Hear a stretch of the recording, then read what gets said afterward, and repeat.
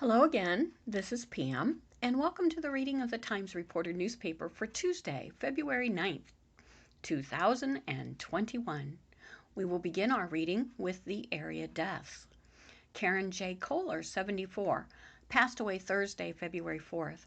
Private services have been held. A memorial service will be held at a later date. Jerry A. McManamy, Sr., 72, died February 4th. A private family service is planned before his interment in Leesville Cemetery with a military committal. David M. Riker, 79, of New Philadelphia, passed away Saturday, February 6th, in the Cleveland Clinic Union Hospital at Dover. Visitation will be held in the Lynn Hurt Geib Funeral Home and Crematory at New Philadelphia on Tuesday, February 9th, from 12:30 to 1:30 p.m., with a service in the funeral home at 1:30 p.m. Annette Weaver, 88, of Berlin, passed away peacefully at her home on Saturday, February 6th, following a brief period of declining health. Private family graveside services will be held on Tuesday, February 9th at 1 p.m. at Martins Creek Mennonite Church Cemetery. Public calling hours will be held on Tuesday from 12 to 1 p.m. at Martin Creek Mennonite Church prior to the graveside, with the family not in attendance. That concludes the area deaths from today's online edition. We will now begin our first article. COVID-19. 48 new cases in Tuscarawas County. As of Monday, there were 7,776 cases of COVID-19 in Tuscarawas County, an increase of 48 since Friday. Of that number, 462 are active cases and 7,111 are presumed recovered. There have been 203 COVID-related deaths in the county. According to the Ohio Department of Health, 7,771 residents of Tuscarawas County have received the first dose of the vaccine, or 8.45% of the residents.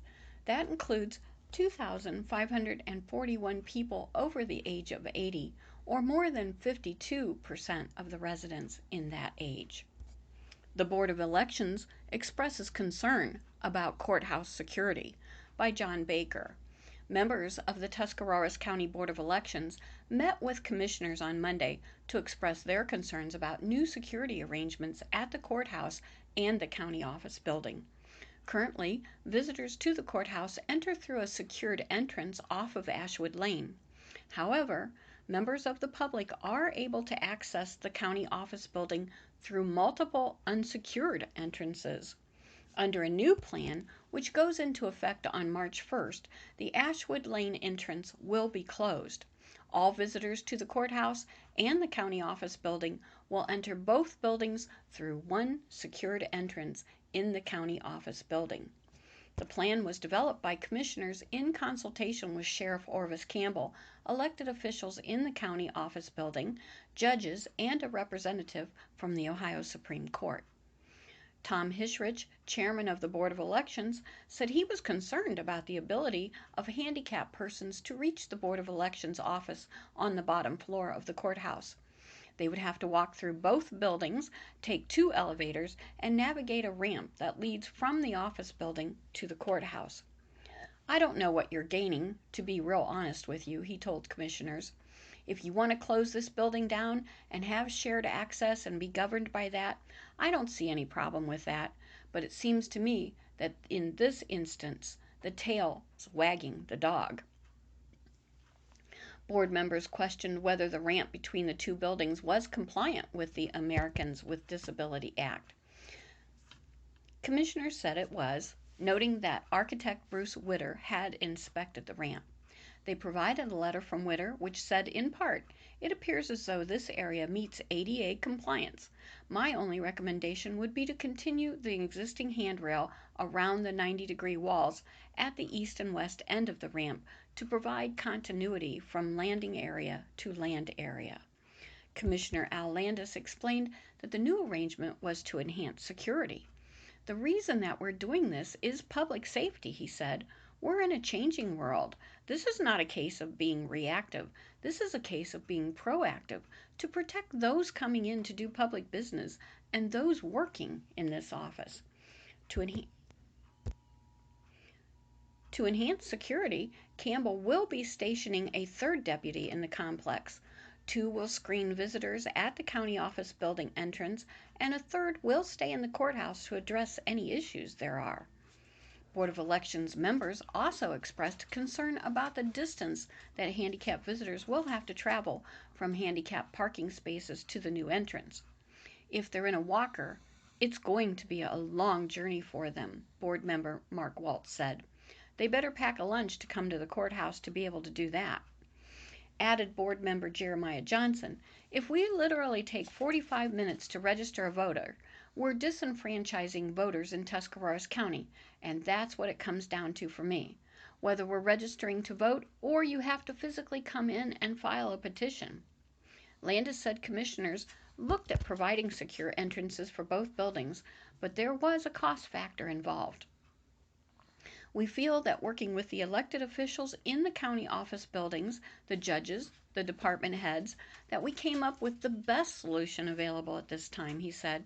We're going to be evaluating this, and we're going to be depending on Orvis's crew to make the needed suggestions to make this go as well as it can. Commissioner Joe Ciaretti noted that the security plan is an evolving organic plan that can be amended. Commissioners said the plan will be evaluated as time goes on, and they promise to keep members of the Board of Elections informed on any future decisions. And now, American Red Cross encouraging donations. The American Red Cross is encouraging donations in honor of Black History Month and the legacies of Dr. Charles Drew and Jerome Holland. Drew, a black surgeon, was the medical director of the first Red Cross blood bank in 1941. Drew's research about the storage and shipment of blood plasma proved that blood could be stored for transfusions. Holland was the first black chair of the Red Cross Board of Governors. He helped inform many safeguards the Red Cross has in place today. Donation opportunities will take place from 9 a.m. to 2 p.m. February 18th at Roscoe United Methodist Church, 475 High Street, Coshocton. And from noon to 6 p.m. February 24th at the Cadiz Volunteer Fire Department, 254 East Market Street.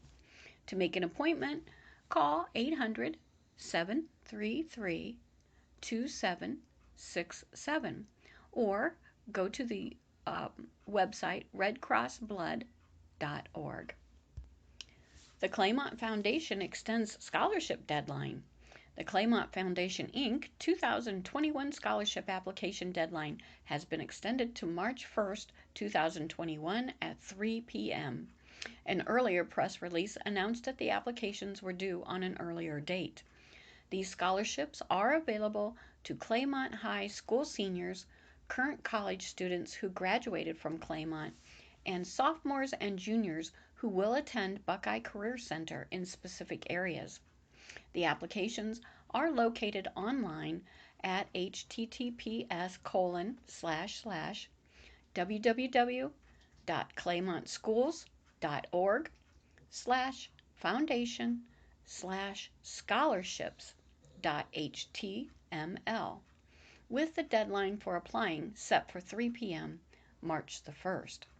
The 2021 Buckeye Career Center Carl McPeak Memorial Vocational Scholarship is given in memory and honor to the life of McPeak, who was a skilled carpenter, electrician, HVAC expert, plumber, mason, all building trades. This is to be used for a sophomore or junior attending Buckeye Career Center to cover tuition, lab fees, materials, and supplies such as uniform, boots, and tools. The criteria are as follows.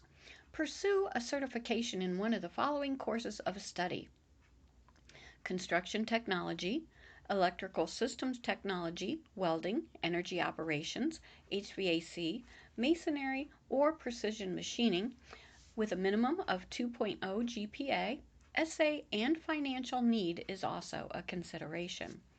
The 2021 current high school senior scholarships are awarded to Claymont seniors who are planning to attend technical trade school, community college, or university. These scholarships cover tuition, computer supplies, books, and university, college, or school-owned housing. There are two types of scholarships available: academic merit based on financial need based. Scholarship awards will be based on essays, grade point average, and activities, honors, and awards. If the student chooses to apply for the need-based application, parents or the head of household must submit their most recent filed federal income tax return. The 2021 Current College Student Scholarships are awarded to current college students who are Claymont graduates who attend technical trade schools, community colleges, or universities. These scholarships cover tuition, computer or supplies, books, and university, college, or school-owned housing. There are two types of scholarships available: academic merit-based and financial need-based. Scholarship awards will be based on essays, grade point average, and length of time remaining to receive a degree. If the student chooses to apply for the need-based application, parents or the head of the household must submit their most recently filed federal income tax return. For additional information, please contact Martha Campbell at foundation@claymontschools.org. The Claymont Foundation, Inc. was established to encourage and enhance the educational excellence of the Claymont City Schools. And did you know Gravesite Search Tool is approved for West Lawn Cemetery? It's about to get easier to find a grave in West Lawn Cemetery. Council last week voted to proceed with a plan to digitize the cemetery's burial records and share them with the public through a new website. The village will be paying $9,400 for the initial setup, plus $300 a month once the site is active. Council member David Shepard thought the price tag was kind of high, but liked Councilman Jay Lamb's idea of selling advertising on the site to help offset the monthly fee. The service is being provided by the same Pennsylvania-based company that built the City of Dover's cemetery site. Mayor Pat Cadell says it will eliminate the need to pay workers overtime to go to the cemetery and help people find grave sites on the weekend. The site will also show visitors the price of plots and burials and the grave sites still available. It's expected to be operational by mid to late summer. Up next, Health Department shares update on school vaccination efforts. In Dover, more Tuscarawas County school districts are getting scheduled for COVID-19 vaccinations. Teachers and staff at Garaway and New Philadelphia received the first dose of the vaccine last week. Vaccinations are still set to begin this week at Claymont. Tusk Valley and Newcomerstown are scheduled for next week, and Indian Valley the first week in March. Strasburg Franklin doesn't have a vaccination date yet, and Dover school district officials are working with Discount Drug Mart to schedule the first doses there. The Tuscarawas County Health Department will be handling all those vaccinations. Spokeswoman Jennifer DeMuth says they're also vaccinating residents 75 and older. Trailer hauling aerosols catches fire. Trucker averts explosion. In Strasburg, firefighters say a semi-truck driver's quick action could have prevented an explosion on I-77 before sunrise this morning. Strasburg Chief Andy Slemmer says the driver had to pull over in the northbound lanes between the village and Boulevard around 5:35 a.m. when the brakes on his trailer overheated and caught fire. The driver unhooked the trailer from the semi and had the majority of the fire out by using an extinguisher before firefighters arrived. Slemmer says they're fortunate the fire didn't spread because it was carrying paint and aerosol cans. He says the damage was limited to mostly the brakes and the back inner wheels that melted from the fire. Well, and now the police hope to double their size of canine operations. The New Philadelphia Police Department is seeking donations to add a second canine unit to combat a recent surge in drug-related activity in the city. Canine Unit Commander Sergeant Mike Pierce says residents interested in supporting the effort can drop off a check made payable to the New Philadelphia Canine Unit at the station on 2nd Street Southeast. He estimates it will cost at least $22,000 to buy and train a dog and equip one of their cruisers.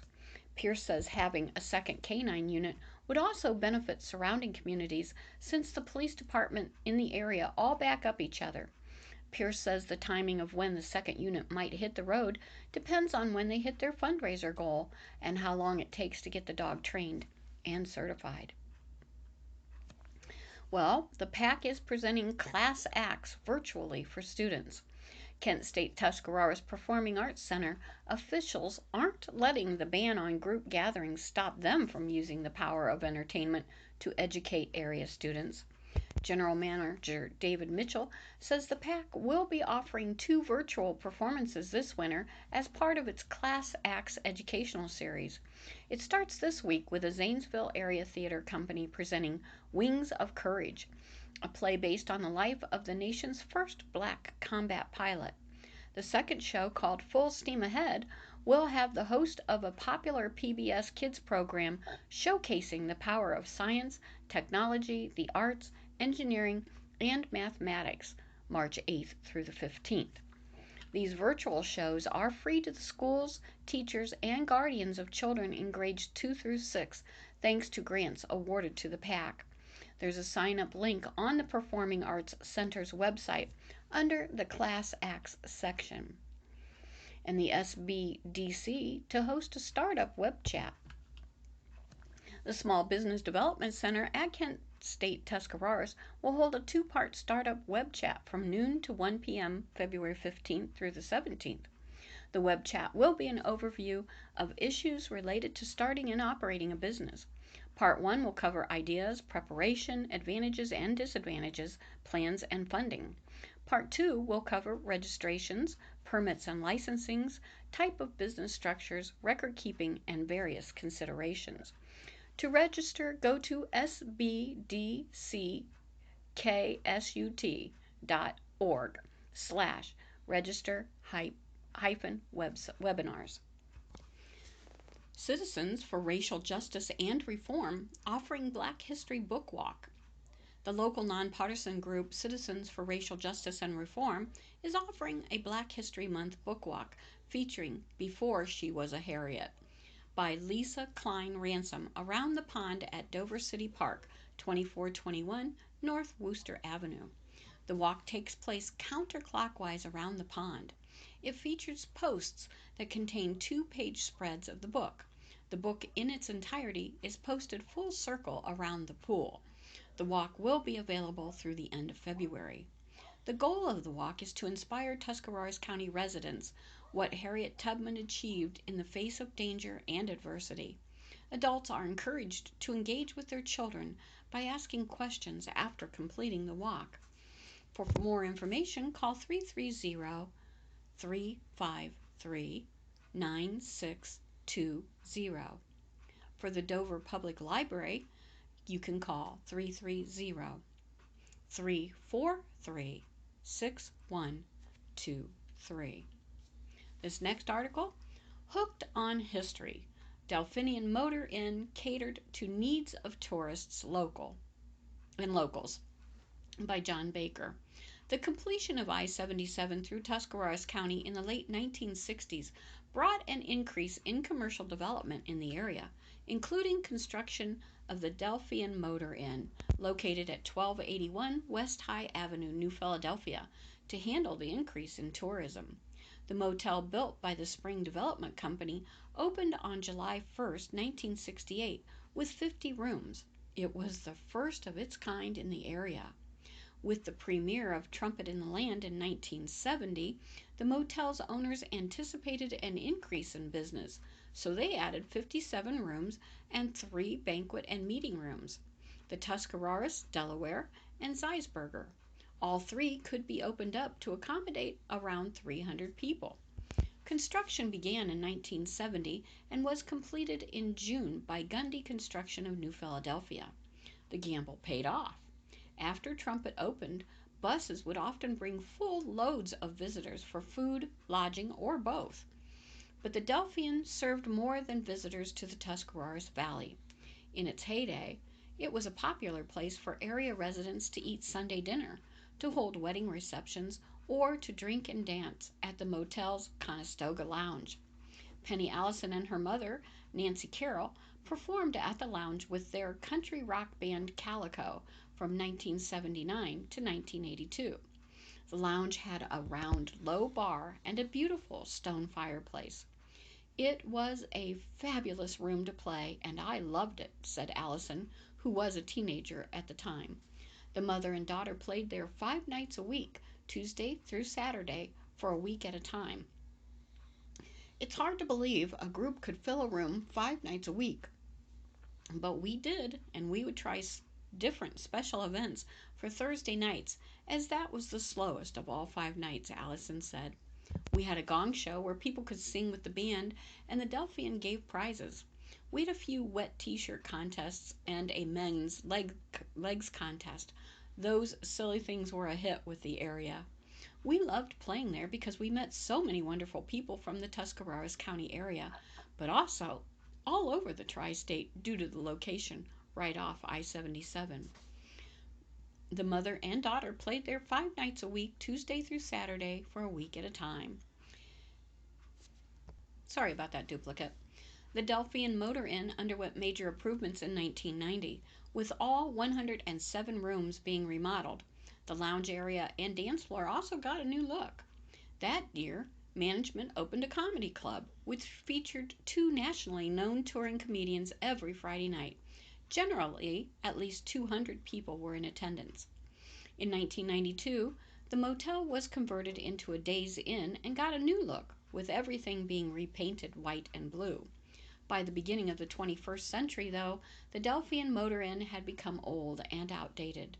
It closed in 2003 and was torn down to make way for a Sheetz convenience store and gas station. And now, Family Physician of the Year seeking nominations. The Ohio Academy of Family Physicians is calling for nominations for the 2021 Family Physician of the Year through March 5th. The award recognizes an Ohio family physician who has exhibited beyond the call of duty merit and encourages OAFP members and medical students to pursue the ideas of family medicine.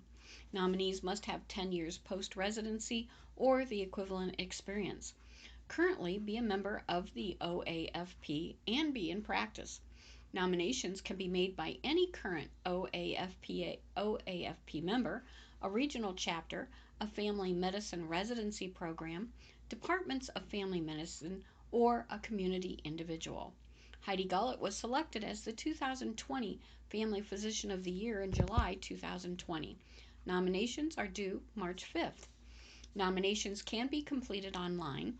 Letters of recommendation can be emailed to lherbling@ohioafp.org. That's lherberling, LHEBERLING, at ohioafp.org, or sent to the OAFP Awards Work Group, Ohio Academy of Family Physicians, 4075 North High Street, Columbus, Ohio, 43214-3296. And now, the Tuscarawas Library System to host a murder mystery. I love murder mysteries. The Tuscarawas County Public Library System will host a virtual murder mystery party at 6 p.m. February 26th via Zoom.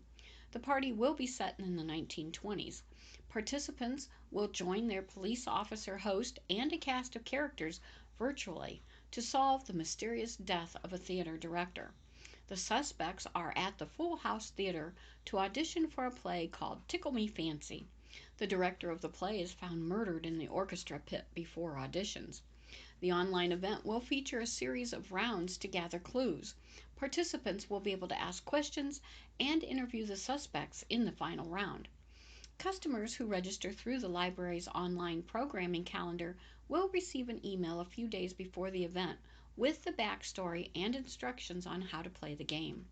To register, call 330-364-4474. And now, one of my favorite times of this reading, the crime report. New Philadelphia. A woman reported a fraudulent claim for unemployment insurance was made in her name Monday. She was told to report it to the Ohio Department of Job and Family Services, contact one of 3 credit reporting agencies, and consider freezing her credit. A resident of the 1000 block of Caterley Street Northwest said Monday that someone filed a tax return with his name and social security number through TurboTax. Bell Stores, 110 Commercial Avenue Southeast, reported a motorist drove away without paying for $70 worth of fuel Monday morning. A stop sign and street sign were found in a yard in the 500 block of Cary Avenue Northwest on Sunday evening. The street department was to collect them. In Dover, a woman from the 100 block of North James Street said Monday that she received a federal tax form for unemployment benefits she had not received. And that concludes the reading of the Times Reporter for Tuesday, February 9th. My name is Pam. Thank you so much for having me in your home today. Please stay safe, be blessed, and do what you could do to make today a really great day.